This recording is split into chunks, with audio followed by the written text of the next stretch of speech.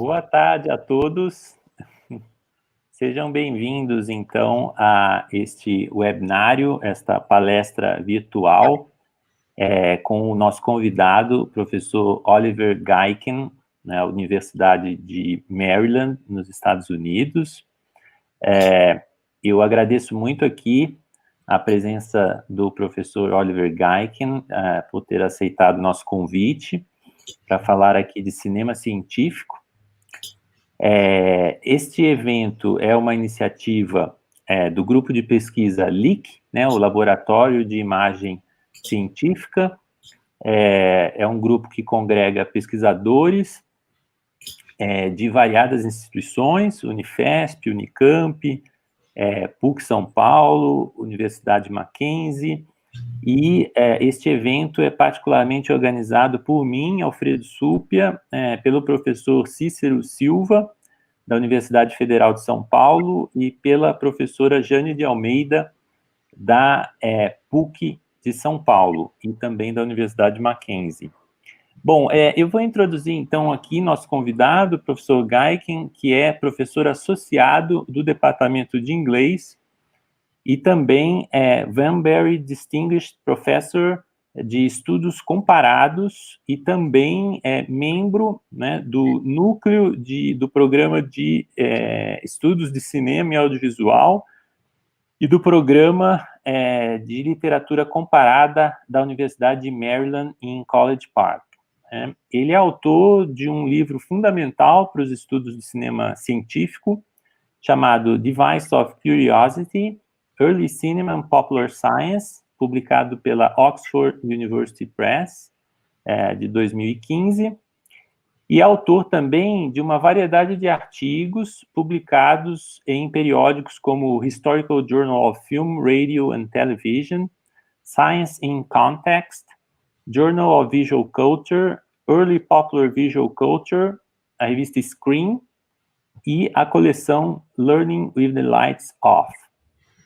Bom, então agora eu vou fazer uma pequena introdução também em inglês. O evento será em inglês. Infelizmente, não temos como fazer a tradução nem simultânea, nem consecutiva, mas, como moderador, eu estimulo que todos façam suas perguntas pelo chat, em qualquer língua, seja português, seja em inglês, que tentaremos traduzi-las, se for o caso, e depois passar na sessão de perguntas e respostas ao professor Gaycken, que, no final de sua fala, haverá uma sessão de perguntas e respostas. Então, por favor, sejam bem-vindos para colocarem suas perguntas, certo? Então, agora vou passar para o inglês, fazendo a breve introdução, e depois passaria a palavra para o professor Gaycken. So, welcome everybody. Thank you very much, Professor Gaycken, for accepting our invitation here. Thank you everyone for joining us for this afternoon talk on scientific cinema, right? Allow me to introduce Professor Gaycken. He is Associate Professor in the Department of English, but also Vanbury Distinguished Professor of Comparative Studies, and a core faculty member of the Film Studies program and the program in Comparative Literature at the University of Maryland, College Park. He is the author of Device of Curiosity, Early Cinema and Popular Science, published by Oxford University Press in 2015.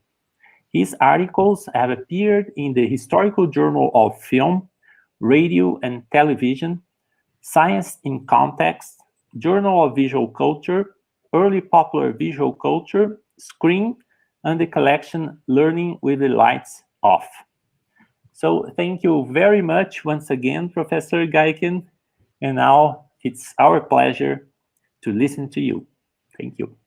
Thank you so much, Alfredo, both for that introduction and for the invitation. I am very happy and excited to share this work with you today. And I think, as we discussed, we'll start with about 15 minutes of a screening. And this film is entitled Film ist. It's by the Austrian experimental filmmaker Gustav Deutsch. It came out in the late 90s, although it's a film that was thought of as an ongoing project. And so what we'll see here is the beginning of the first part. The first part, Film Ist 1 through 6, ran about an hour. So we'll watch about, the first 15 minutes of it. And what is interesting about this film, why it's relevant and why I'm talking about it today, is that it is drawn almost exclusively from archives of scientific and industrial cinema. So I want to start by sharing this opening of the film, and I'll come back to one particular part of this opening section in more detail in my talk. So I'm going to go ahead now and share my screen, and as soon as that is, here we go. So here then is Film Ist.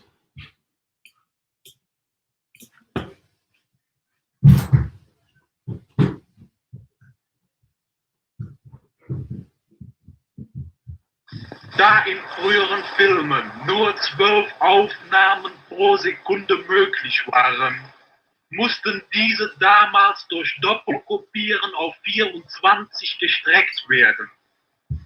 Heute können jedoch 24 Bilder in der Sekunde aufgenommen werden. Dadurch sind die wissenschaftlichen Auswertungsmöglichkeiten wesentlich verbessert.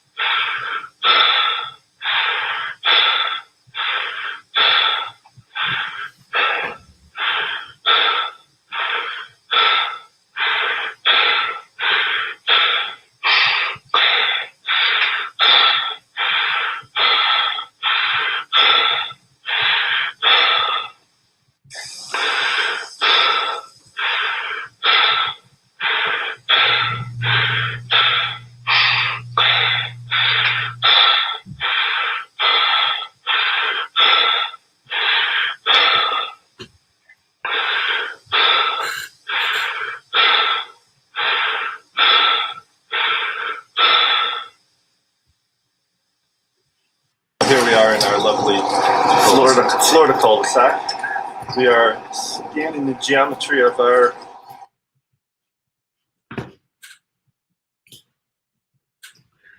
Okay, so I will come back to Film Ist and to one section of it in particular a little later in this talk.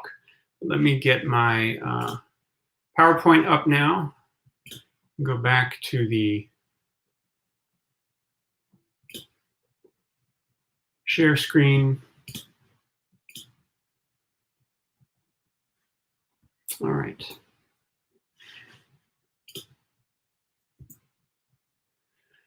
So today I'll be talking about Film Ist and the notion of encyclopedic thinking as a bridge between scientific and artistic modes of image practice.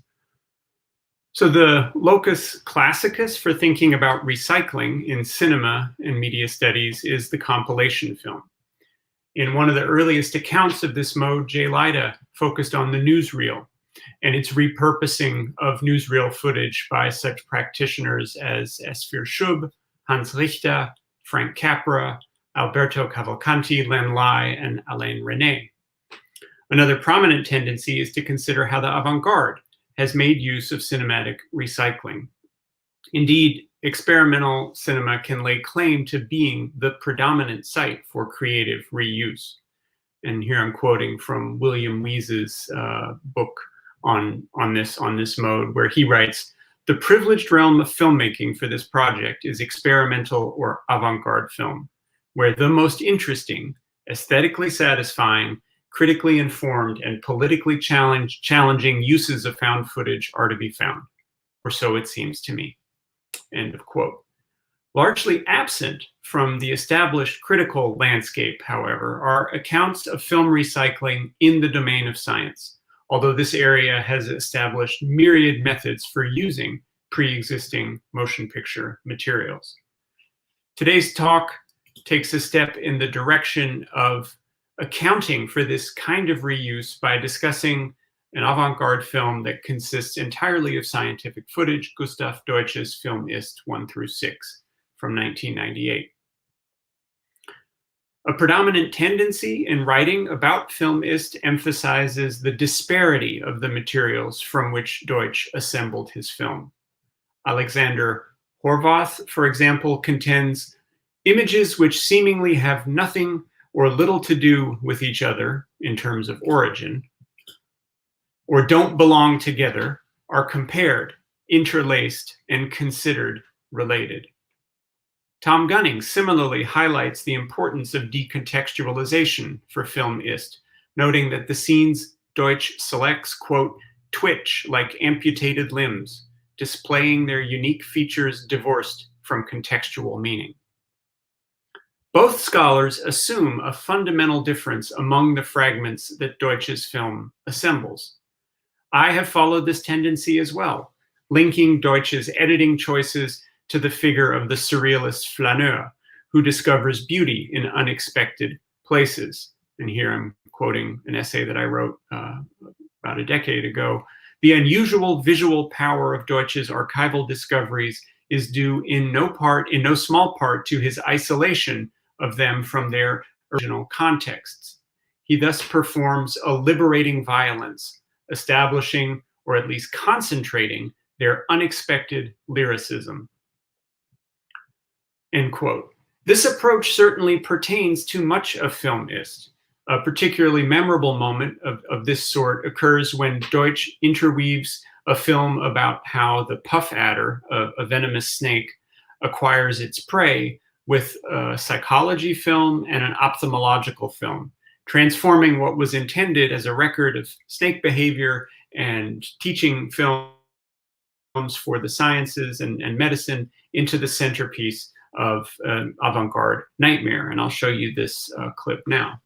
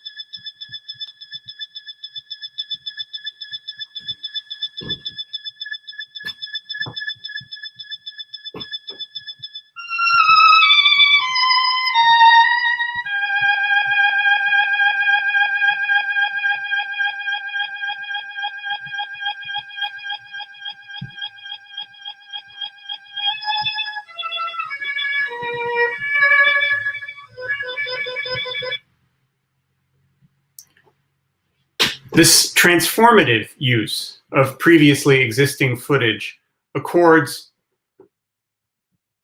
this transformative use of previously existing footage accords with a general tendency regarding the compilation film. As William Wiese writes, the film's montage exploits discrepancies between the image's original and present functions. One sequence of film ist functions according to a different logic, however, consisting of footage drawn almost entirely from one of Deutsch's key sources, the archive of the Institut für den Wissenschaftlichen Film, or the Institute for Scientific Cinema. This sequence functions not to radically transform the meaning of the footage it excerpts, but rather in accord with the organizational logic behind the original project. The reason for this congruence is that almost all of the films excerpted in this sequence stem from a specific IWF project, the Encyclopaedia Cinematographica. So in order to understand the significance of Deutsch's use of this material, and in particular his use of a specific kind of associational editing that was foreseen by the Encyclopedia project, we will need to briefly sketch the history of this significant Cold War era film archival project. Encyclopaedia Cinematographica, a brief history. The Encyclopaedia Cinematographica was a signature achievement of the Institut für the Wissenschaftlichen Film. As Mario Schulze and Sarine Waltenspühl have shown, the project's recourse to a formal system that emphasized objectivity represented an implicit attempt to distance it from the problematic heritage of a more recognizable documentary and fascist history during its previous incarnation during the 30s and 40s. The EC's chief intellectual architect was Gotthard Wolff, who served as its general editor for over 2 decades and wrote extensively about the theory and practice of the EC. The project's recourse to the encyclopedia as an analog is complex. At times, Wolff went as far back as the medieval university to describe it, writing in 1972, quote, "From time to time, scientists have called the work of the encyclopedia a studium generale, in which the idea of the universitas literarum still lives." But the EC was more clearly modeled on the modern encyclopedia, so it is helpful to consider its continuities with the encyclopedia tradition, as exemplified by Diderot's Encyclopédie. The EC shares with the print encyclopedia a fundamentally open-ended form. Wolff noted that the EC is, quote, "in effect, never finished." And he characterized its first 2,000 films, the fruit of over 2 decades of work, as a, quote, "good start." Another formal similarity is the reliance in both media on compilation as a compositional strategy. Of course, both the EC and print encyclopedias relied on novel research to create entries, but the basic idea was to summarize and exemplify existing knowledge, as opposed to producing new knowledge, which belonged primarily in the domains of journals and monographs. A possibility for novelty does arise, however, in conjunction with the final major similarity between the EC and print encyclopedias, namely the importance of systematic order. The encyclopedia is fundamentally more than just a collection of facts. It is more than the sum of its parts because of how it allows its users to compare and synthesize information. Consider here Diderot's definition of the encyclopedia project, drawn from his entry on Encyclopédie. Indeed, the purpose of an encyclopedia is to collect knowledge disseminated around the globe, to set forth its general system to the men with whom we live, and transmit it to those who will come after us, so that the work of preceding centuries will not become useless to the centuries to come, and so that our offspring, becoming better instructed, will at the same time become more virtuous and happy, and that we should not die without having rendered a service to the human race. Collection, systematization, and transmission. These are the crucial features inherited by the EC from the encyclopedic tradition. Additionally, however, the EC must be thought of as a specialty encyclopedia, an encyclopedia of movement. Its aim was to document processes that can only be understood by It consisted of three general categories: biology, ethnology, and the technical sciences. And its orientation was toward three main representational possibilities that cinema brings to the scientific enterprise: its ability to preserve movement, what Wolf referred to as Fixierung, its ability to transform time, so slow motion and time lapse, what he referred to as Zeittransformation, and its ability to render movements comparable to one another. A key formal feature of the EC was the notion of the so-called smallest thematic unit, which was thought of in relation to a general organizational matrix. This conscious emphasis on short, discrete, and comparable units was one of the EC's fundamental features, and it is responsible for the distinctive qualities that differentiate EC films from other forms of documentary cinema. So here you see a textual representation of this smallest thematic unit. So if you see here, Beuteerwerb means the acquisition of prey, and then here you could then see that's the activity, or rivalry, fighting, locomotion, and then you would go across according to species. So then you could compare how does the rat and compare with other species in terms of how it performs various activities. And so here's a visual example of prey acquisition. This is what's known as suction feeding. On the left hand, the peixe, found primarily in the Amazonian floodplain, and on the right hand, the mata-mata, also an Amazonian creature, a turtle. They both use a similar, or in some ways identical form of feeding. So this was one way to sort of use this comparative quality. Here's another. This is the maternal care among mammals of their young. So here you have a hedgehog and a squirrel.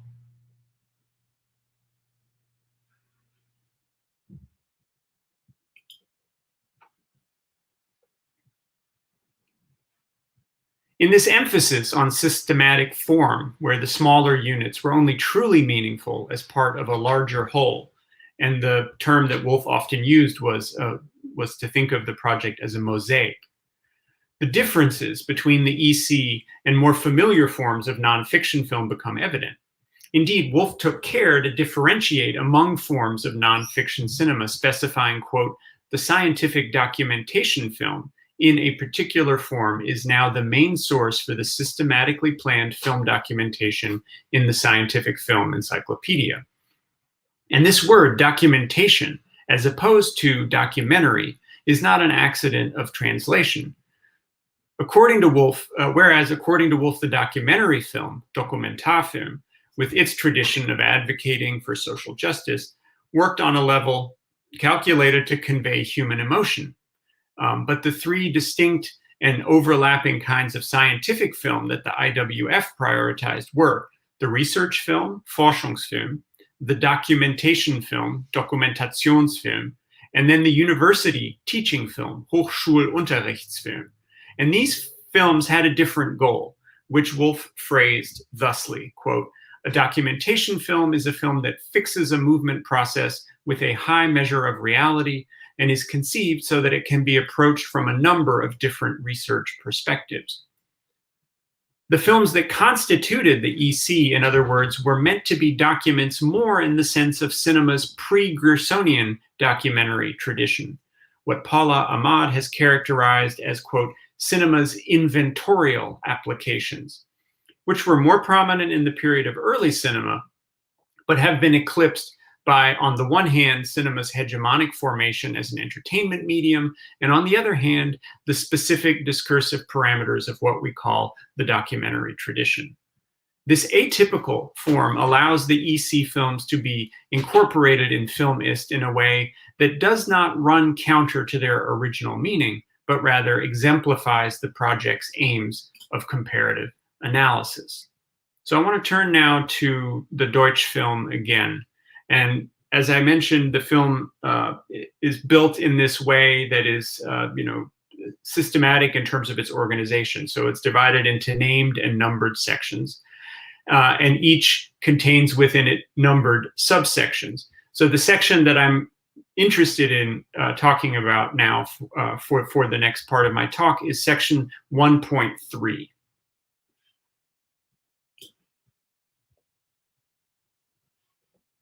And I want to, since it's been a few minutes and it's always good to see things more than once, I want to go back and just watch it one more time before I start to talk about it. It runs about 4 minutes.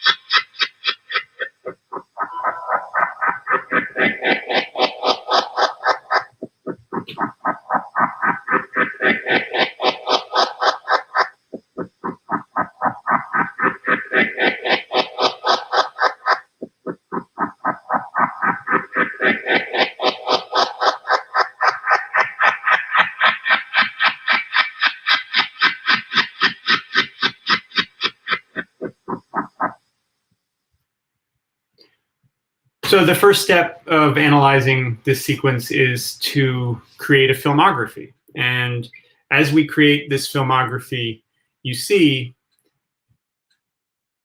here a film from the early to mid 70s about the locomotion of the cat.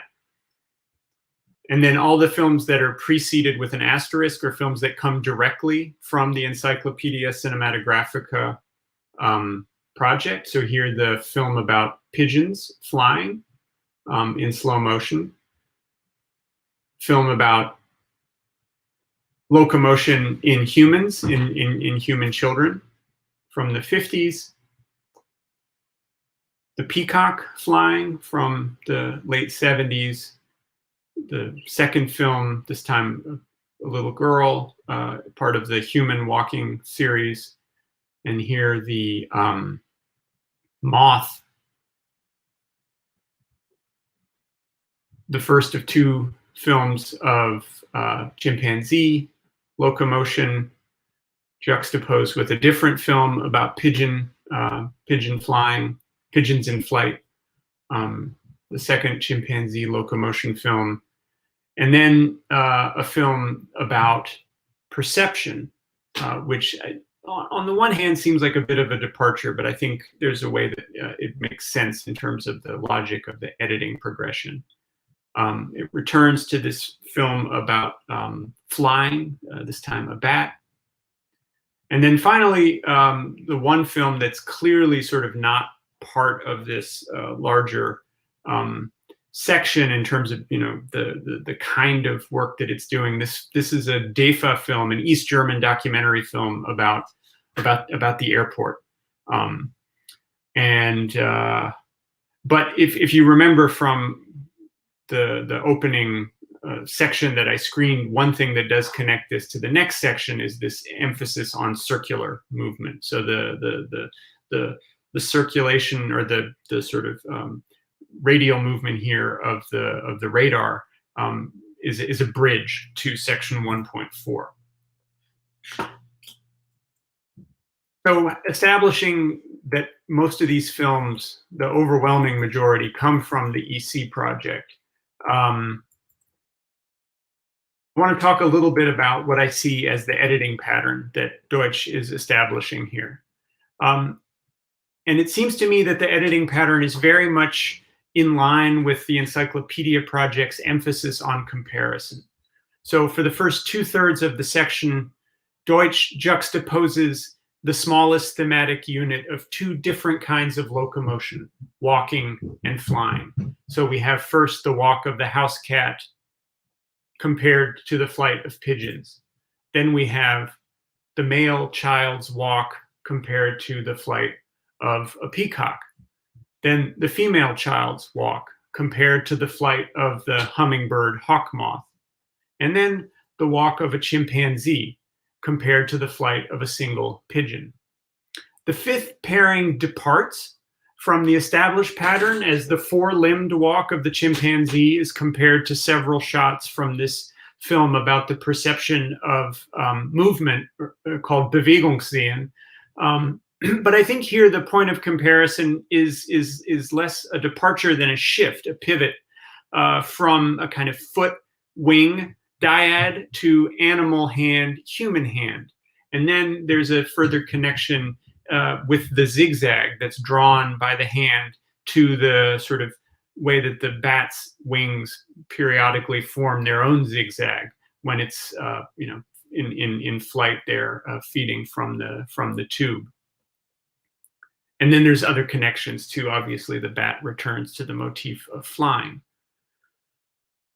So this change in the pattern near the end suggests that Deutsch's use of these encyclopedia films is not identical to their initial intended use, where comparison among different types of locomotion or limb functions would very likely be sufficient and the only thing that the viewers would be interested in.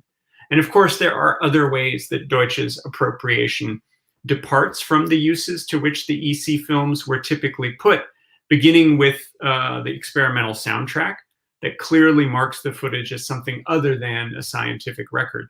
and the vast majority of the EC films were silent. That was in fact the fundamental or the basic setting, and you would only add sound if sound were a critical component of the phenomenon that was under observation.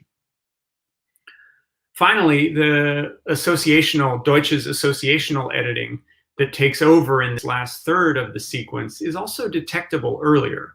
So you could read the cat as startling the pigeons, for instance, and that's very much in line with the sort of games that Deutsch plays throughout the film, finding connections, this sort of Kuleshov effect between one shot and the next.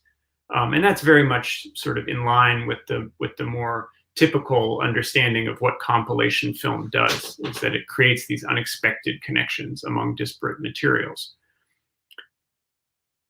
And I think in general, because it's an avant-garde film and because it's being put in that framework, we have a tendency to read filmist's images differently. So more with an eye towards graphic abstraction and metaphor. Nonetheless, in this instance, the coincidence of experiment is more than an epiphenomenon. Here, I think art and science are less in conflict and much more in alignment.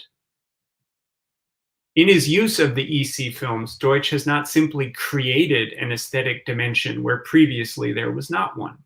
These films' scientific qualities include an aesthetic dimension. The provision for unexpected use, while allowing for the transit of these images into the domain of the avant-garde, also is part of the scientific promise that was a condition of their institutionalization.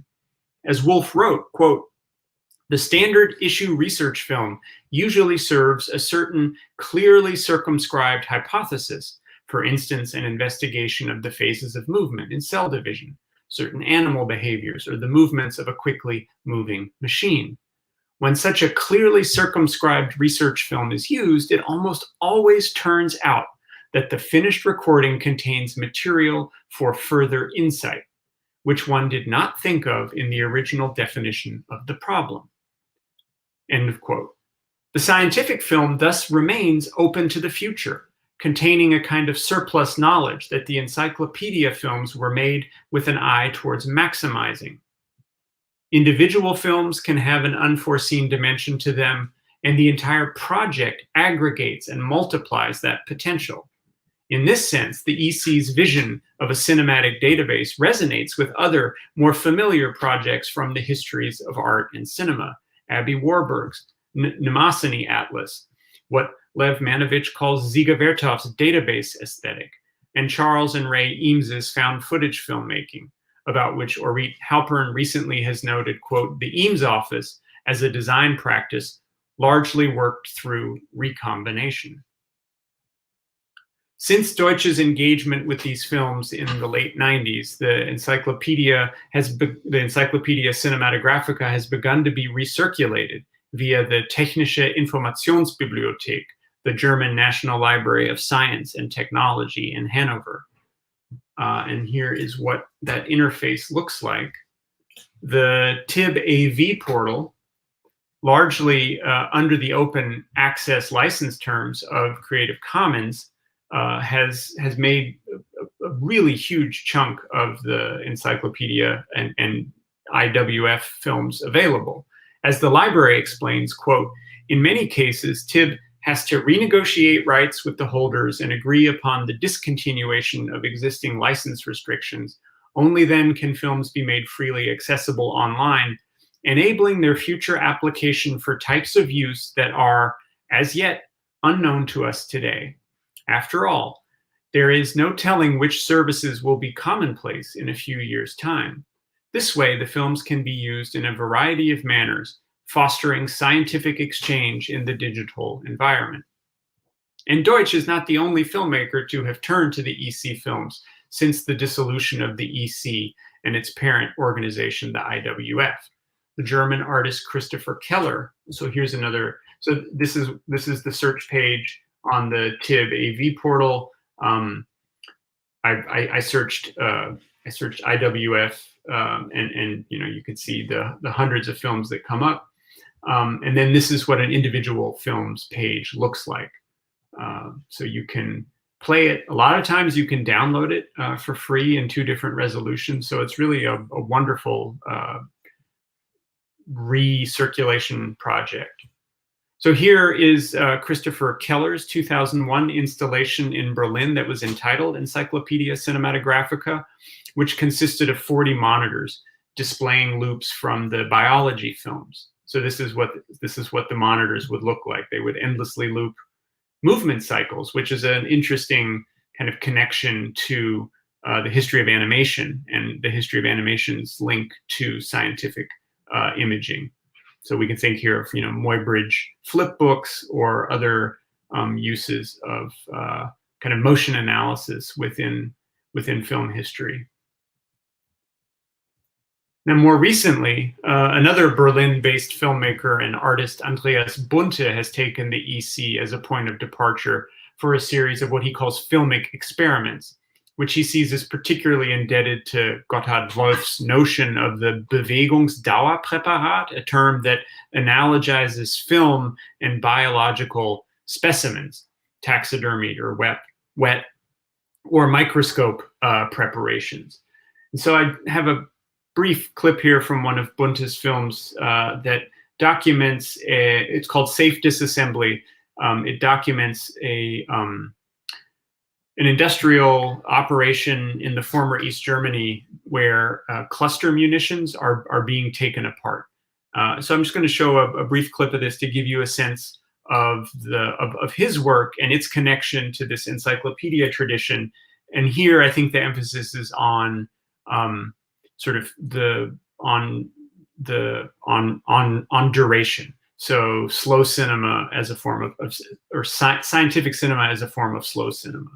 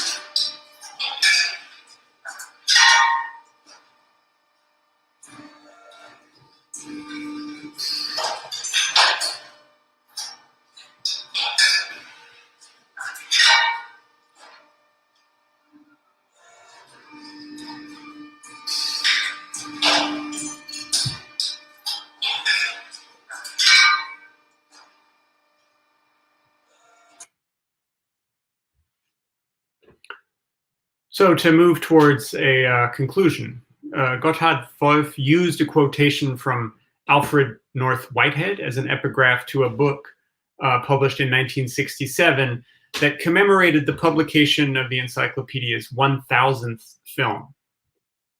A fresh instrument serves the same purpose as foreign travel. It shows things in unusual combinations. The gain is more than a mere addition. It is a transformation. And I'll just add that this is a part of a longer quotation, the first part of which is actually much more well-known of Whitehead's. The reason we are on a higher imaginative level is not because we have a finer imagination, but because we have better instruments. This technically aided transformation of perception is not only, or not even primarily, a matter of an external form of aesthetic appreciation. Rather, it stems from an immanent quality where beauty and use inform one another. As Film Ist demonstrates, avant-garde appropriation of motion pictures can function in tandem with, and not just in opposition to, the image's original meanings. In this sense, the knowledge that the EC films contain can be said to travel well. Motion pictures, in other words, constitute a particularly mobile form of knowledge, not only recording complex movement, but also allowing for that movement to circulate among various contexts, from the scientific congress to the popular lecture to the internet. This mobility is a function of both the moving image's medial nature, as well as its appeal to the senses, its spectacular qualities. The rhetoric of education often draws on precisely these qualities of the moving image, its vividness, its ability to produce a lasting, memorable experience. And these, what the historian of science Ludwig Fleck has termed exoteric qualities, link scientific and non-scientific audiences. Ultimately, the EC films draw on cinematic vision's vivifying, mobilizing qualities, utilizing the medium's power to put knowledge in transit. As a concluding thought, I'll cite Wolf one more time, who wrote, "The encyclopedia film can provide a certain research-like witnessing. We have often experienced that sober and rational scientists, at the projection of research films that made certain processes visible for the first time, broke out in elation or fell into amazement." So that is the conclusion of my talk, of the paper for today. And now I have a couple of other films that we can either watch right now, or we can go to some questions. Alfredo, how do you want to go on this? Yeah, maybe. What about we can watch the film clips right now, and then after that we have like a Q&A. Sure. Okay. So I brought two other things that are related to specifically the kind of international dimension of how scientific films circulate, and that have a particular link to Brazil. So the first is a tandem, is a pairing of two films. So there's this film from 1969 that was shot in Basel, Switzerland. And it's part of the Encyclopaedia Cinematographica's interest in sort of European self-ethnography. And so it's called Fadenspiele, or string games. And so it shows a couple of teenagers, Ruth and Gertrude Berger, who are 13 and 15 at the time of this filming, and they're demonstrating a variety of string games that they've taught themselves and that they and their friends were responsible for circulating among themselves. So you see there the Eiffel Tower, here's the coffee cup, here are the devil's horns, and here they are. Oh, I do have a video clip too then. Here they are working on a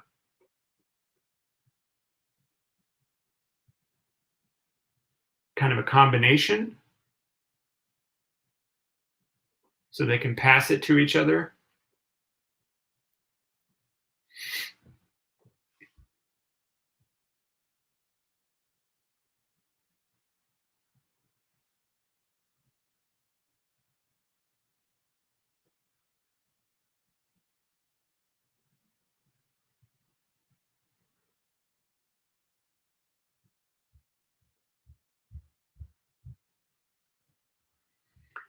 And then, and one more, and this is the magic knot.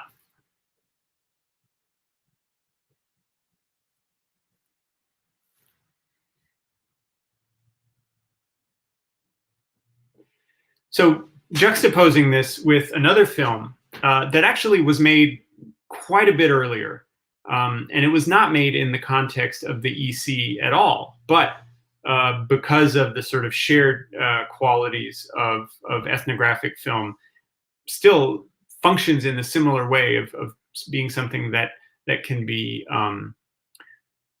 compared and be made part of a kind of a large-scale comparative project.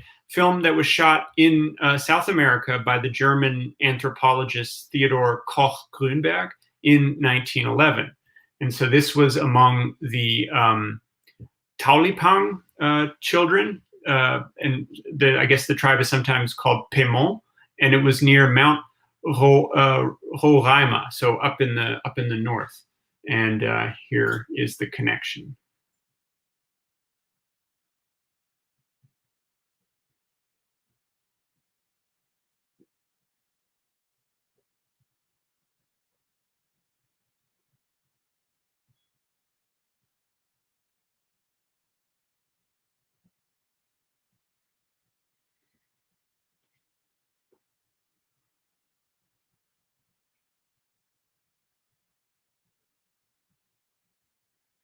So that's the one. And then the other thing that I wanted to share is this film. This film was made quite a bit later. This was made in 1992. And it's about, there you see the IWF's last attempt at a logo update. So it was made in 92 by a German botanist, and it was about the symbiotic relationship between certain flowering plants and bees. But what's interesting here is the location of the filming. And I think you'll be, I mean, the voiceover narration is in German, but I think you'll be able to pick out the location name when she says it. And if not, I'll repeat it in a moment. So this is, just watch the first minute or two of this.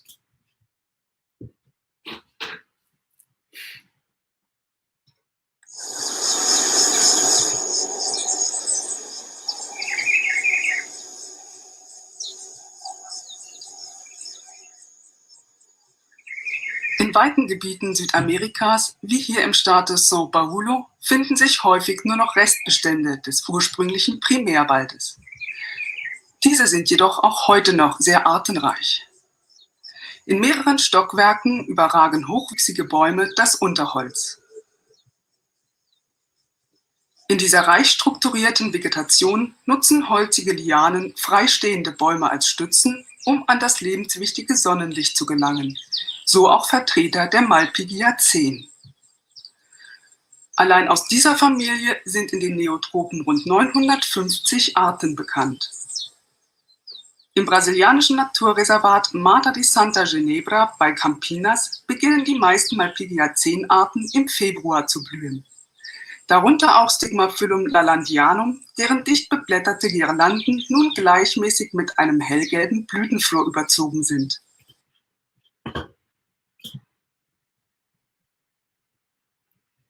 So there you have it.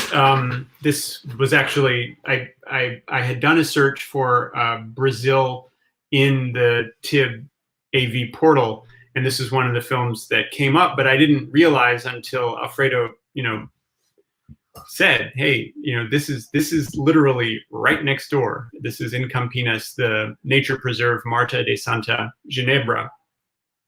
So a final kind of fascinating moment of unexpected connection that I see as a kind of basic premise of these of this kind of filmmaking. And I guess then that's that. And I'm looking forward to hearing what people have to say, questions, comments, and so on. Thank you.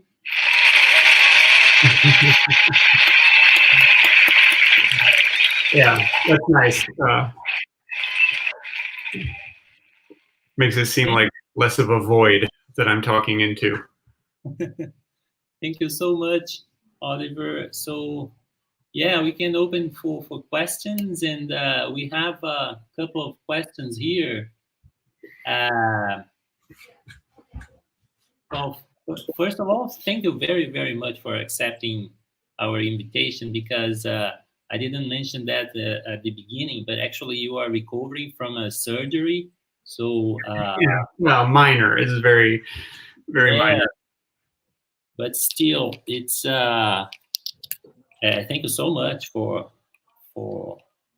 being with us. And well, I have a couple of questions myself, but I'm going to start with Jorge Prudencio Lozano's question.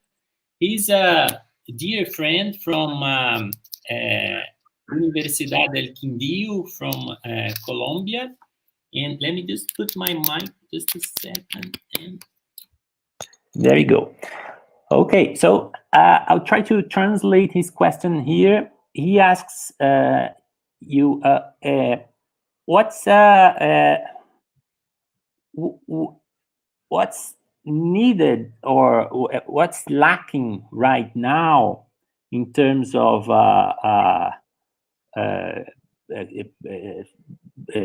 social and cultural environment to have the audiovisual media accepted as or regarded with the same status as the written documents or scientific papers. I mean, yeah, probably that's $1 million question. No, it's a great question. It's a fundamental question, and it's a question that I think the answer to it is different now than it was even 10 or 15 years ago, because increasingly this is an area that is becoming very active in the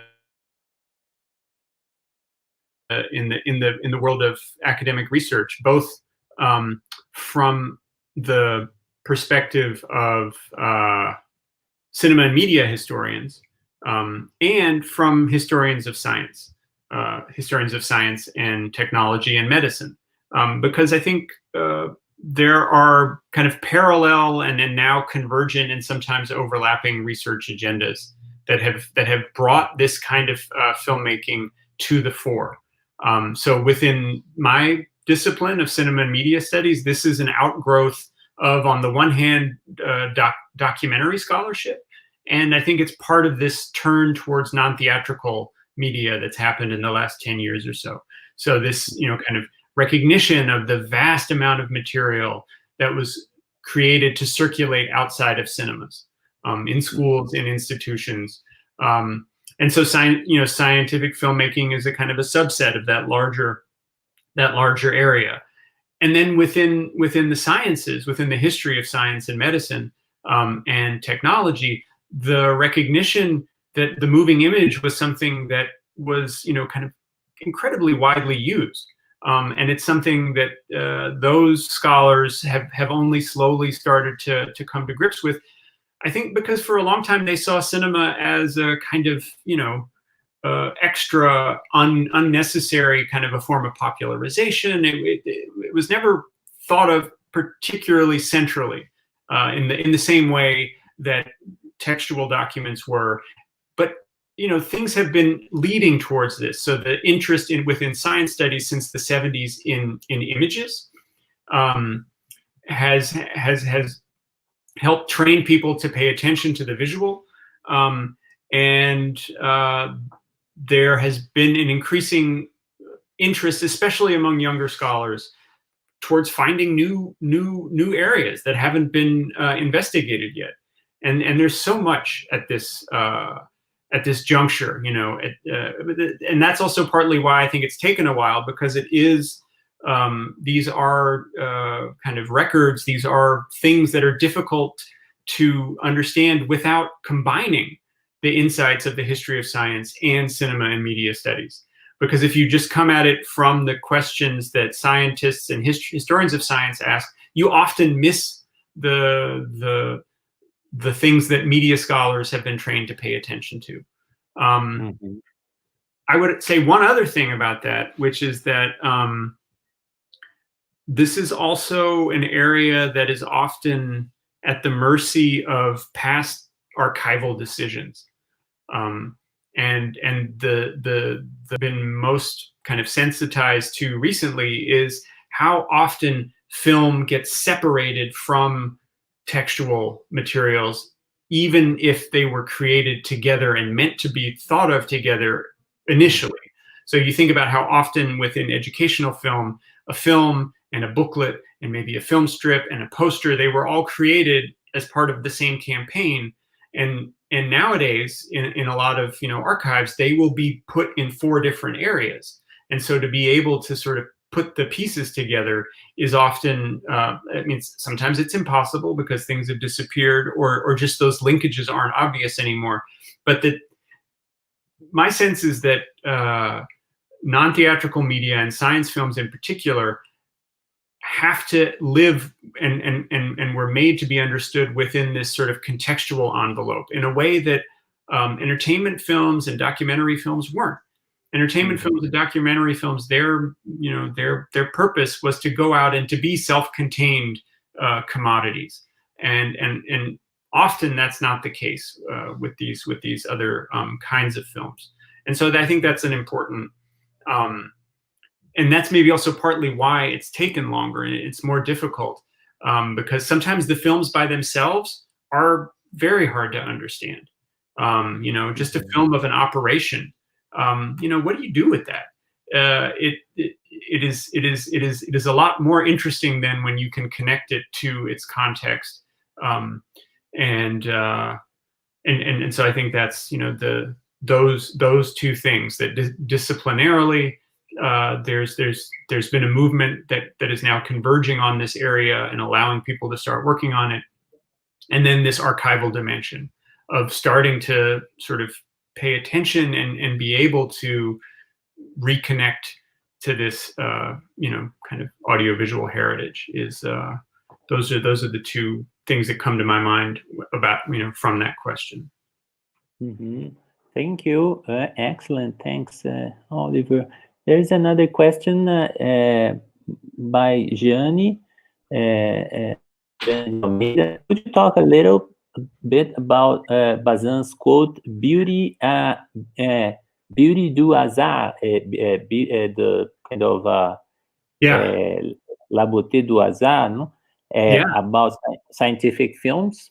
Sure. I guess it really wouldn't be a talk of mine if this didn't come up. I find myself coming back to this essay over and over and over again. So this is this beautiful essay that Bazin writes in 1947 when he's reviewing a festival that Jean Painlevé has put on in Paris of science films. And Bazin makes these, you know, extraordinary claims for the science film. You know, he calls it the most beautiful form of cinema, and he has this, you know, kind of fascinating kind of paradox at the heart of that, which is to say it's the most beautiful form of cinema because it never tries to be beautiful, and that's the beauty of chance that he's talking about, the accidental beauty. And so, you know, I see that as very much operative with these films, although part of what, or maybe the main thrust of what I was trying to get at today, is that it's not the only way to understand the aesthetic dimension of these films, because I think there is a kind of an aesthetic discourse within science that is part of science, not just, you know, from the outside, you know, the artist who comes and finds the sort of beautiful things that scientists are insensitive to, but there is a kind of a beauty in insight, in the kind of understanding that cinema can provide. And that was, I think, the main point of the last quote, where Wolf is describing, you know, astonishment and this, you know, kind of state of, you know, kind of almost ecstatic state that he's seen scientists fall into when they've seen something new, when they've seen something for the first time. And so, you know, I think those two things are sometimes coexisting, but sometimes it's a sort of toggling back and forth. You know, I think Deutsch's film does this. I think, you know, the film, sometimes there are moments of beauty that he finds and isolates or creates through his editing. And then sometimes he's building on things that are already there. And this section that I showed you today and that I kind of went into detail on, I think that's what's going on there. And that is new for me. That sort of surprised me when I went back to it. And this is this is a talk that is drawn from a piece that I'm writing for a special section that is focused on the notion of recycling within scientific cinema. And so when I went back, I thought I was just going to sort of do more of what I had said before about Deutsch, you know, kind of maybe go into more depth about some of the films that he uses. But then I was like struck by this strong counterexample of his editing following the contours of the Encyclopedia's sort of matrix comparative logic. So this is something that I still feel is kind of philosophically, aesthetically, I'm still working my way towards a proper account of this, you know, the kind of the beauty of utility and the function of aesthetics within scientific practice. Like, I have a notion that that's important, and I have a few of the arguments, but it's something that I still need to refine and elaborate. Great. Yeah, by the way, I know that as far as I know, Bazin was very, very fond of the nature in general, I think. And there's a story, I don't know if it's a hoax but according to this legend, he once came to Brazil and he wanted to take some animals from Brazil, a little alligator, I think, or something. Of course, he didn't do that. And when people told him about it wasn't possible, etc. And he was a kind of he was really fond of nature in general, animals and everything. So there's it's much about these. Didn't he take a bird though with him from? I think maybe because I think he took a parrot.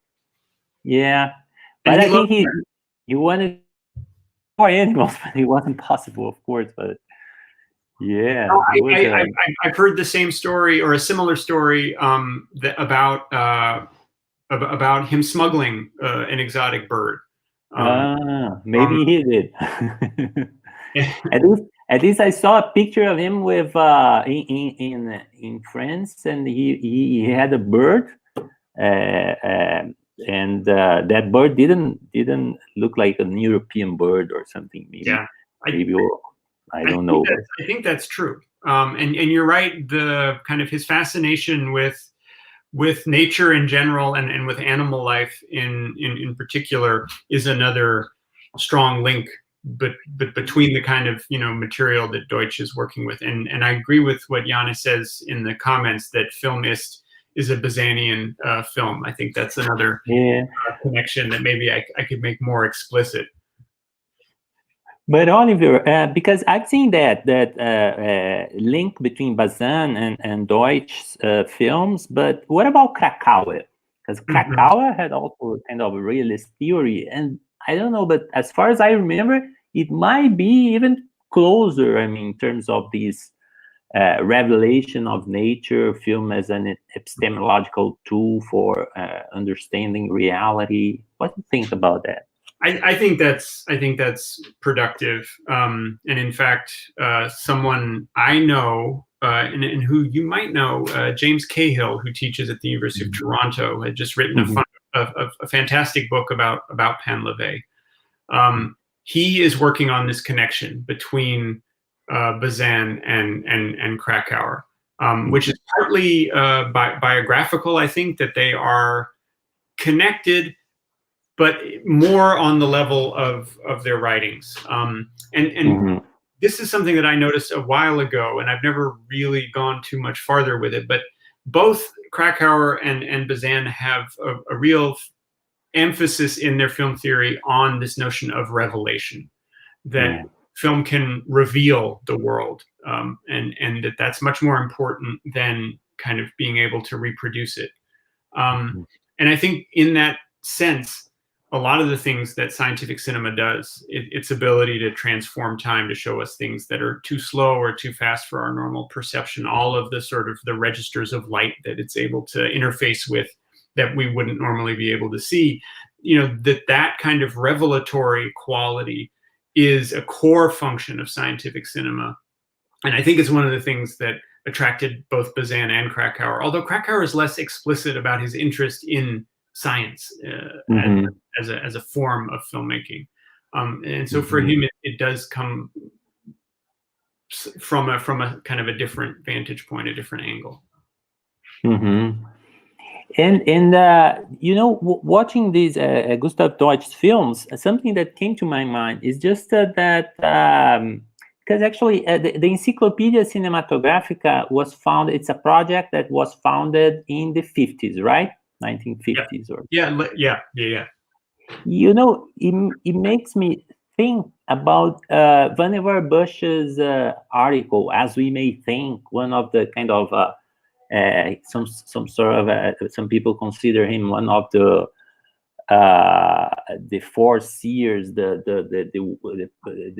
scholars that foresaw the internet and this idea of a repository of containing all human knowledge. How do you see that, like the Encyclopaedia Cinematographica in this context, perhaps as a pre-internet tool or initiative or whatever? Yeah, this is a really interesting connection, and it's something that so there are a number of other scholars in Germany and Austria who are starting to work on the IWF and the Encyclopedia, and through them I've sort of learned that cybernetics was in fact one of the contexts that the organizers were working. So they I think explicitly saw connections to this, and that's something that that's about all I know about it for now. Although I think you can see a little bit already in this notion of, kind of a mosaic. You're not far from a database, and this idea of recombination, that is a kind of a proto-digital conception of how things work. Of course, the digital going all the way back to the Middle Ages in that way of, kind of a citational form or a cross-referenced form of reading. So absolutely, the Bush and the Memex, I think, they're whether they're explicitly linked or not, you can totally see like the Encyclopaedia Cinematographica as a module that you could plug into a machine. And this is one of the things too that I want to do with this project. This project of the encyclopedia film, or the sort of the interface between the notion of the encyclopedia as a mode and film history, is on the one hand a kind of a history of failure. There's lots of people who talk about it, starting with Murray. Murray, talks about, Muybridge's chronophotographs are going to give us an animated zoology. And then other people, Charles Urban, all are fascinated by the notion of creating a kind of a large scale and moving picture encyclopedia. And yet it never really works out unless you want to think of the internet as kind of a modern day realization of this. And so I have, and this is something that I think that I will work on together with some of these scholars in Europe who are interested in the encyclopedia, to see if there are ways to revivify the encyclopedia films by connecting them to contemporary projects that are very similar. So there's this one project in the US called the Encyclopedia of Life, and it was founded by E.O. Wilson when he won a big prize and got a lot of money for that. And it's a website that has one page for every species on Earth. And so each page, mostly it's a textual description, but they can host images and moving image files too. So I want to talk to them and see, is it possible to link, some of these encyclopedia films to the Encyclopedia of Life? Because a lot of these films are, very, this is one of the kind of fascinating premises of this kind of filmmaking, is that it doesn't age. It doesn't age in the same way that like entertainment films do, like a bat feeding, whether it's shot in the 50s or the teens or in 2030, is the same. It's the same animal or the same basic kind of thing. Although I guess in some ways that's maybe that's not entirely true. Maybe nature isn't quite as timeless as that, but chances are some animals they are only on the screen, right? Maybe some of the species are some species, they are gone, and we have only on the screen. No, this is another really kind of very interesting offshoot of this, and again something that James Cahill is also working on, and others too, Jennifer Peterson, thinking about nature films, natural history films as archives of sort of the relationship between humans and climate and nature, so that older ones you see have species that no longer exist, or ecosystems that have been radically altered. I mean, I'm curious to know. I mean, this is a nature preserve, but it's 30 years ago. So 92, you know, it's almost 30 years between then and now. Like, are things the same, or have certain things already changed in those last 30 years? And have you ever heard of, because, you know, this Encyclopaedia Cinematographica, it's not only about, you know, animals and movement, because you showed us some footage about the girls, and so it's all about culture too, right? Yeah. And in Brazil, we had in the 30s, starting in 1936, we had this National Institute for Film and Education, something like that, Instituto Nacional de Cinema Educativo. And there's a series of films registering not only kind of some scientific experiments and procedures and so on, but also landscapes, species and animals and etc. But also culture, like popular songs, some lifestyle of people in the countryside, things like that. And many of them, like hundreds of these films, they were directed by Humberto Mauro, a Brazilian filmmaker. So I think there maybe you can find in a number of different countries initiatives like that, like in terms of creating an archive of landscapes, living beings, and culture as well. Yeah, it's so you know, one of the three major fields, or you know, sections of the encyclopedia was ethnography. Yeah, and those films are actually the hardest to get a hold of now. I'll show you. I'm going to share my screen again quickly. What happens? So you know, there are a number of films from Brazilian expeditions, and those are the ones that tend to be restricted. So here's a film about the Vaura making manioc, and this was shot in it was released in 66. It was shot in 64, but it's embargoed. And I think there are a variety of reasons. I think part of it is the ethnographic methods used at various times by the encyclopedia filmmakers are no longer considered ethical. So there were things that were being photographed, or you know, kind of, there were things being photographed that maybe shouldn't have been, or they didn't ask. So there are a number of films about the Vaura, the Yawalapiti. This one I would love to see, fishing by poisoning the water. I found that kind of fascinating. But so the ethnographic section is in some ways the most difficult section to research. You have to go, I think, there, because most of the films are only available to be watched on site, whereas these other ones are more freely circulating. So it's an interesting it's an interesting kind of qualification of this attempt to create a timeless universal record of things. Yeah, great. We have another question here, Oliver, please, from Alexandre Sonego. He asks if it was art, specifically film art, the path that would lead metaphysics to the perception of science. That's his question. Yeah. Considering the film and the perceptive field of science. What do you think about that? Could you comment on? I could try. So, I mean, I guess...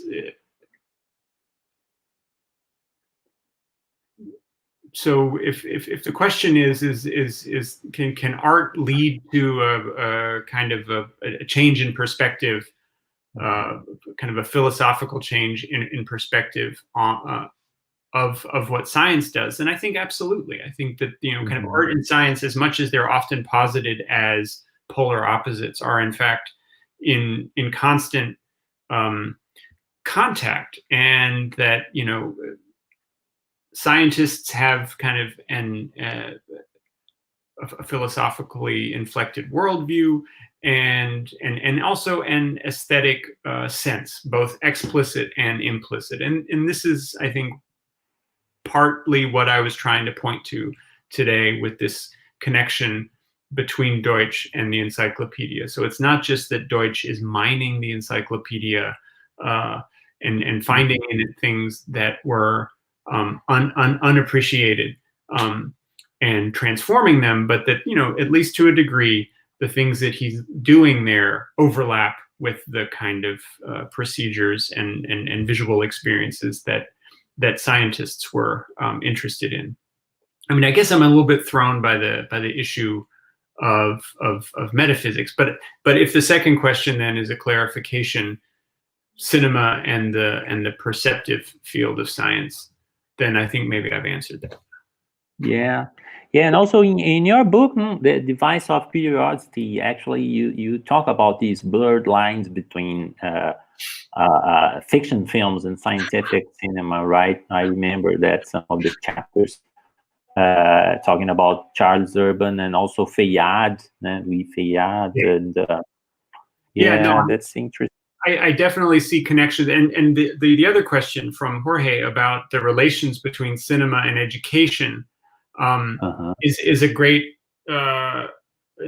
instance of this overlap. That you know, sort of educational cinema on the one hand, but then also as he brings up Jurassic Park, you know, Jurassic Park has a kind of you know, paleontological scientific discourse embedded in it, and it was, you know, kind of part of Spielberg's commitment to make the animals, to make the dinosaurs animals, not monsters, and so he worked with paleontological advisors, and then there was a sort of another turn of the screw, because the way that he portrayed dinosaur movement made paleontologists question.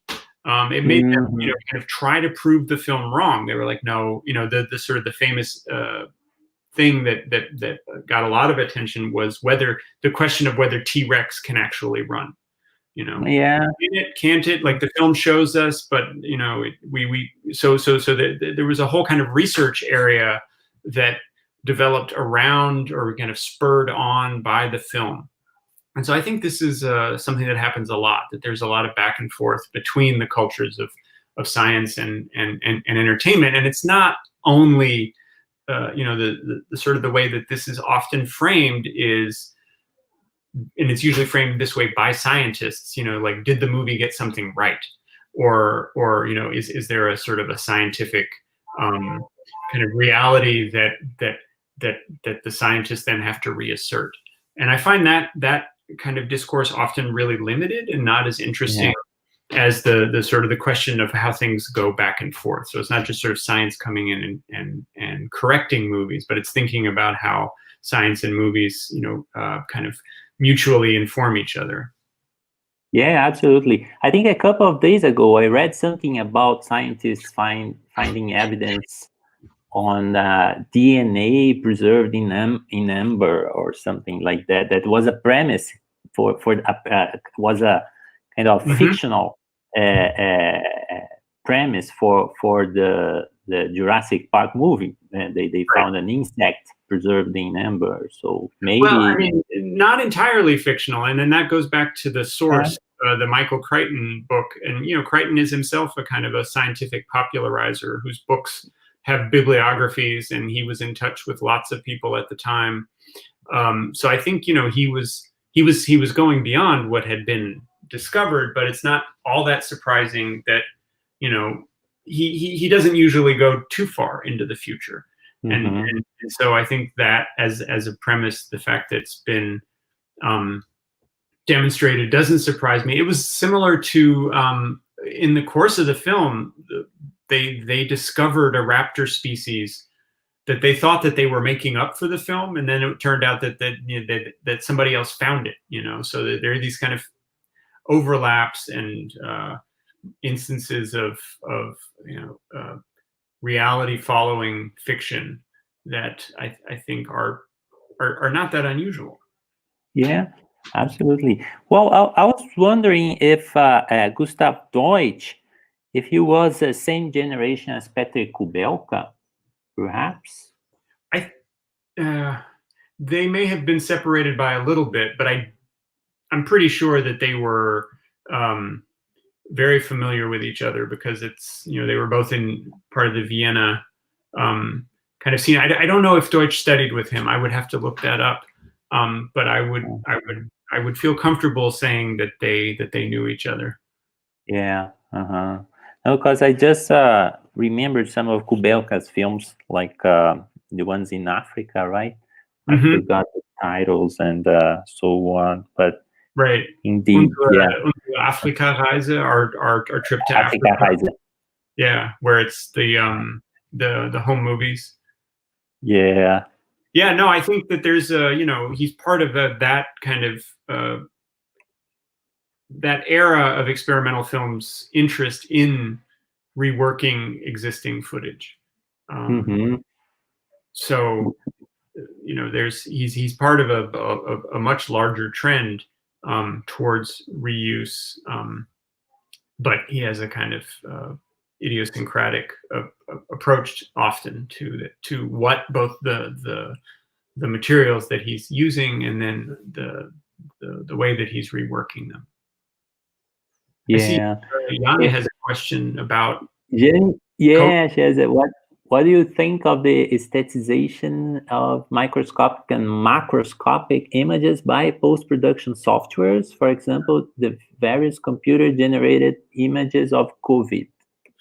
I'll just relay something that I learned. Part of one of the classes that I'm teaching this semester is on the classes on data visualization, and so we spent a whole couple of weeks on COVID because it's such a ubiquitous example of data visualization right now. So part of it, we were looking at sort of mapping and dashboards and how do you model spread, but then part of it was how do we know what COVID looks like? Where did this image come from? And there's a great interview that Museum of the Moving Image did with one of the people from the CDC who created the sort of the most famous image. And she talks about it in this really interesting way.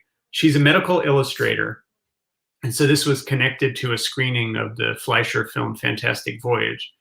And she talked about seeing that film when she was in school as a kind of an example of how to visualize the inside of the body. And she talked about coming up with the image of the virus, which had to be done very quickly because this was part of a public health alert, and they wanted to give people, something to look at to help anchor the health information. And so some of the things that I thought were most interesting were the aesthetic decisions that she had to make, and her kind of very straightforward and matter-of-fact admission that this is not an accurate image of COVID that we see, but it's an image that is meant to emphasize certain things. So the fact that the spikes are red, there's no color on that scale. It's below the wavelength of light. So color is something that is an interpretive feature of the image. But, red signifies danger in Western culture. So that's why the spikes are red, because they wanted to make it look scary and dangerous. She also had this really interesting way of talking about the decision, that there's a kind of a single COVID virus particle as opposed to a lot. And she talked about it as a portrait. And almost like a movie star portrait, like here's our star. We have to do our star. And if you look closely at it, you realize some of the visual qualities of the image borrow from kind of photography, so that it's not all in focus, right? There's a limited plane of focus, and so it borrows from kind of photographic portraiture. Let me see if I can find it real quick, and I can share the link.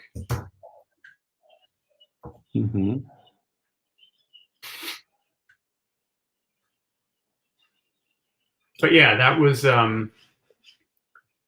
I don't know if that answers the question about post-production software, because I frankly don't know enough about that to say. I would love to learn about that myself. So, you know, if Jane wants to expand on that, that would be yeah, really... yeah.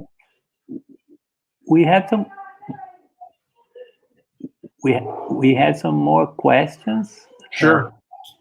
Like, in your perspective, after the COVID-19, it's from Alexandre. After the pandemic, what will be the horizon on scientific discourse in films about pandemics? Yeah. And then, and there's another one from Cicero, Oliver. It's could you provide the name of the researcher, the medical illustrator from CDC, or the name of the video interview? Yeah, that's what I'm working on right now, to try to get you that. But in terms of what will films about pandemics look like post-COVID? That's a great question. I don't know how they'll be. I mean, I imagine within a year or so we'll start to get the first wave of films that start to reflect, you know, what has happened and what will continue to happen during the pandemic. I mean, I will say that the film that we watched in this class was Contagion, and it's really quite close. I mean, there's overemphasis in that film on surfaces, which I think we're learning now is also something that was overemphasized early on. So fomite transmission doesn't seem to be as big of a deal, but so much of the social dynamics and just the look and the feel is really close, and that's not surprising because that filmmaking team too was really invested in you know, listening carefully to the scientific advisors that they got for that film. Yeah. See that Rosanna already beat me to the name of the illustrator. Her name's Alyssa Eckert, and I don't know. It's on YouTube. Museum of the Modern Image. Maybe this is it. Maybe I can find it. And it's up there. It's a conversation with her and a medical historian from one of the California schools. And Jani, she had something else about the same thing with the images from Mars. So what do you think about this footage? Like, we have like these representations of the Martian surface and so on. Yeah, I think, you know, both. So the film that we just looked at the other day was Powers of 10. So, you know, it's the trip out into the cosmos and then the trip down into the microscopic. And I think, you know, this is one of the most, I think, powerful areas of overlap, is to think of science as related to science fiction. So to think of speculative fiction not in opposition to actual science, but in constant contact and conversation with it. So the visualizations of Mars in, say, The Martian, right? That those were advised and you know, kind of done in collaboration with actual Mars scientists and researchers, and how sometimes also there are kind of like in the domain of modeling. So in what's the film called where they go into or near the black hole? Interstellar. Yeah, in Interstellar, you know, Kip Thorne is an astrophysicist, and he was really interested in advising for the film, in part because they could do a simulation for him because they had the budget and they had the computing power. that he couldn't afford to do himself. And so those are kind of rare instances, but I think they are worth highlighting as moments of kind of connection. And I mean, this is something that I'm interested in sort of beyond this current project about the encyclopedia, is this transit between Hollywood special effects and scientific visualization. So sort of since the dawn of CGI, there's been this intense back and forth between academic research and high-end Hollywood special effects, both in terms of people and also in terms of algorithms and hardware. So that's something that I would point to as an example of the Mars. Yeah, a lot of that is created using software and using people that kind of can go back and forth. There's right here where I live in Maryland, we're close to the Goddard Space Flight Center, and they have a visualization unit, and their job is to sort of make these Hollywood quality visualizations of their science missions, in part because they realize how powerful it is to be able to give non-scientists or even other scientists a sense of what they're doing, in a kind of a clearly communicable way. Yeah, there is a very good book on this subject called Lab Coats in Hollywood. Yeah, I forgot the name of the author, but David Kirby. David Kirby, yes. Absolutely. So his idea of the diegetic prototyping, I think that is a key concept that you can use film to imagine the future, imagine scenarios, and that's a kind of a really powerful tool for thought. Yeah, to extrapolate on possibilities and so on. Yeah. And it's being done like there is a long history of the scientific advisory. As far as I remember, Fritz Lang's Woman on the Moon, and also the 1950s movie Destination Moon, the American movie that had like the illustrations by Chazzy Bonestel and also Lily Lay's advisory. So there's a long record of dialogue between science and film imagery. Mm-hmm. So I found the link. How do I leave a comment? Do I have to log in? I have no idea. Maybe Cicero can help us, or if you see I'll email it to you right now, and we'll get. Yeah, please do that. Then I put on the chat on YouTube. I put on the chat. Right. Jorge Prudencio, he has another question. I'm going back to these discontent, like he asks if the scientific film has to be typically a documentary, or it can admit, or it can be it can absorb dramatizations, or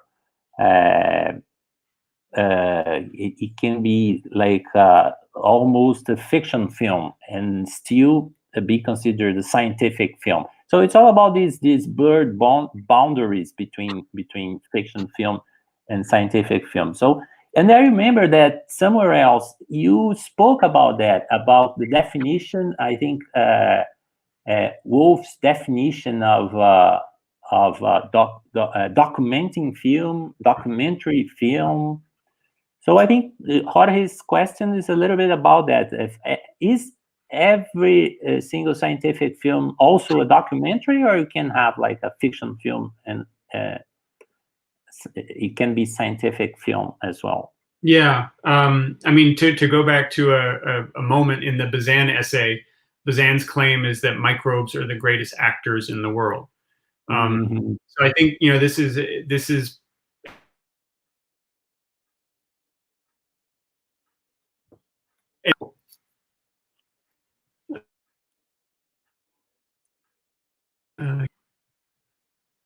I think it froze. Am I still coming through? Yeah. Okay. Now, How about now? yeah. Okay. Now. Okay. Yeah, he has a little he has a few sentences where he says, you know, is it scientific film? Is it not?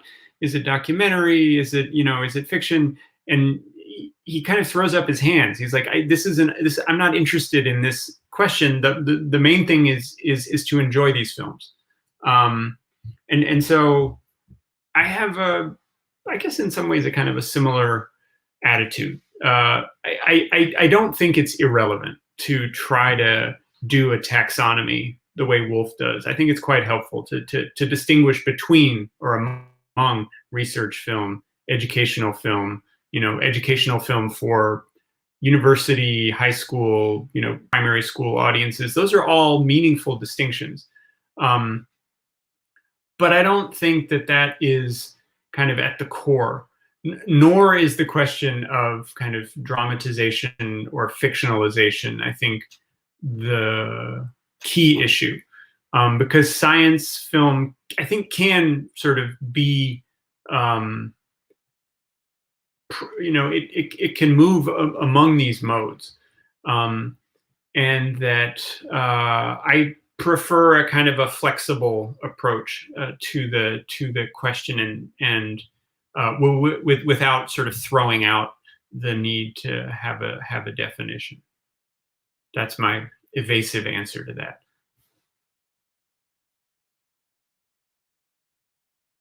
And Alfredo, you're muted right now.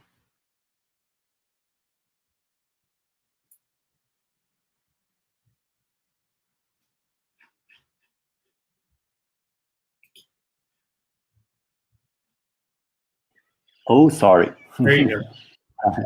Thank you. Let me see if there is any kind of last minute question. So I just emailed you the link to the YouTube. Okay. Let me open the.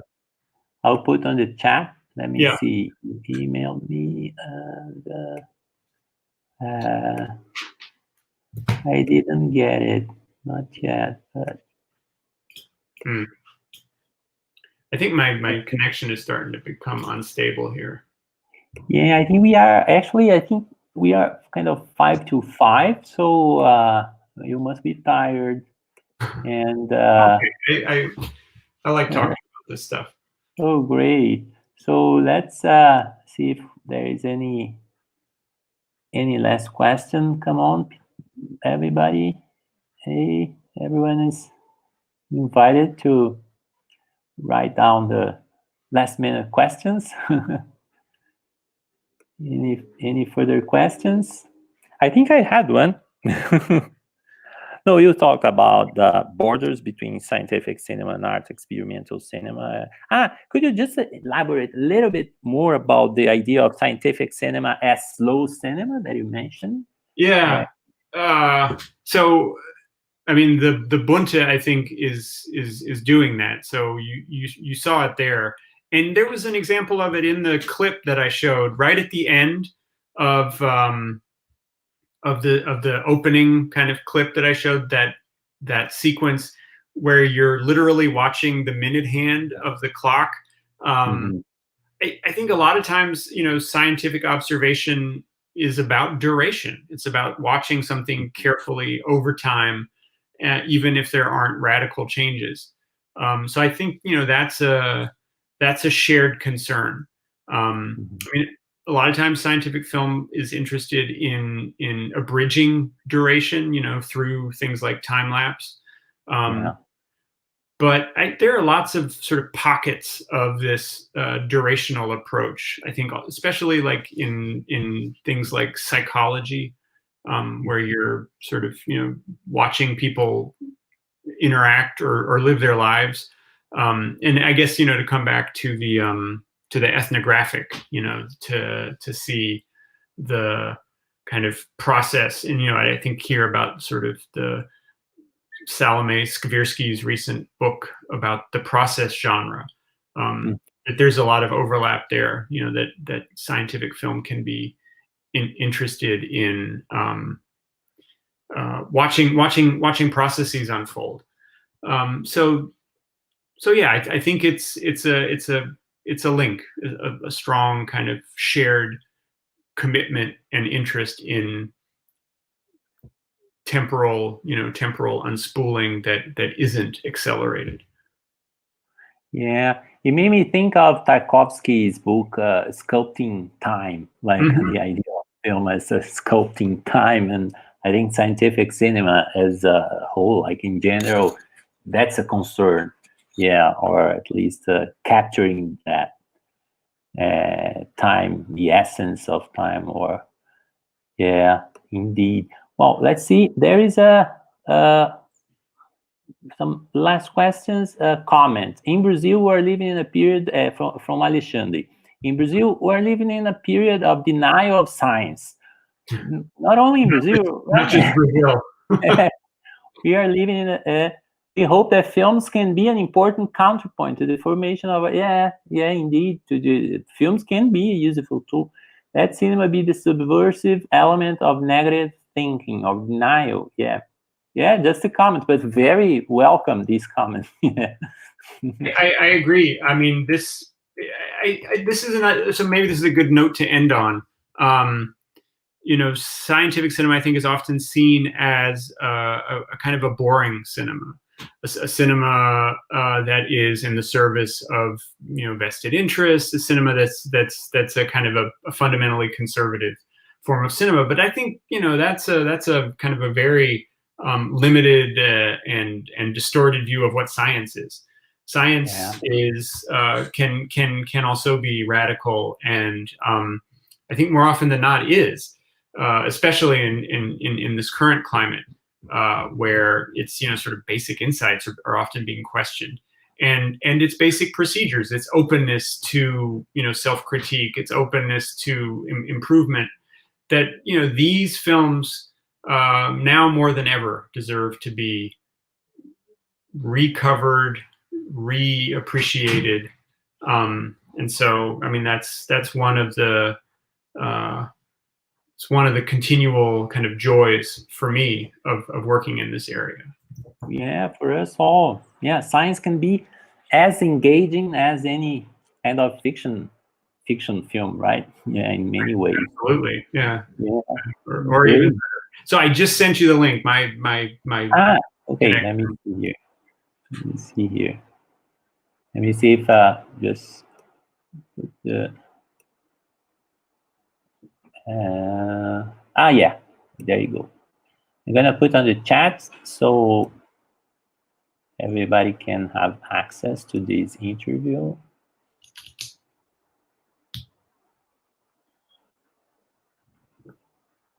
All right, so it's on the chat. Well, I think it's 5 p.m. here. You must be tired, Oliver. Getting there. Thank you so much for being with us this afternoon. Thank you for being so generous, sharing your thoughts on the subject. That in Brazil, as I told you before, there is a community very, very interested in scientific cinema, but I think it's everywhere, right? The whole world. Those people, we need to kind of build up a network, a proper community that can share and thoughts and tell about film archives, etc. Because sometimes we have no idea that maybe, for instance, in Argentina we have Andrea Quaterolo.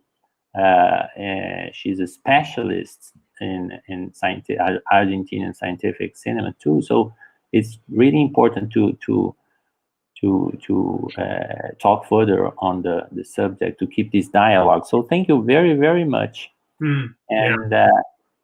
Well, I hope we overcome this situation, this pandemic, and next year, 2021, maybe the second semester, most likely you are able to come, and then we can have an event in the flesh, right? That would be wonderful. I very much look forward to it. And thank you. It's exciting. I mean, I used to think that this was, such a tiny kind of backwater in terms of film history, but it is opening out, and connections like this are, the sort of the lifeblood of this emerging area. So I'm grateful to you for your invitation and for the ability to have this time to talk to you and everybody on the live stream. And yeah, looking forward to further connections, further moments of exchange.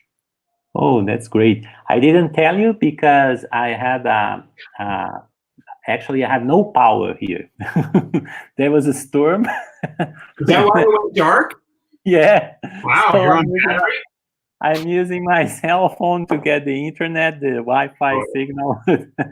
I didn't tell you that, but when you were kind of finishing your talk, there was a big storm here, and everything just shut down, and no power. But I'm happy that we came to this point, and we had a pleasant and fascinating lecture and online event. Thank you so much, Oliver. Thank you, Alfredo. Thanks to everyone who is staying with us this afternoon. I hope you had enjoyed as much as I did. And okay, so look forward to seeing you here in Brazil, Oliver. Thank you. Take care. Thank you very much. You too. Bye. Keep safe. Thank you. Yeah. Bye-bye.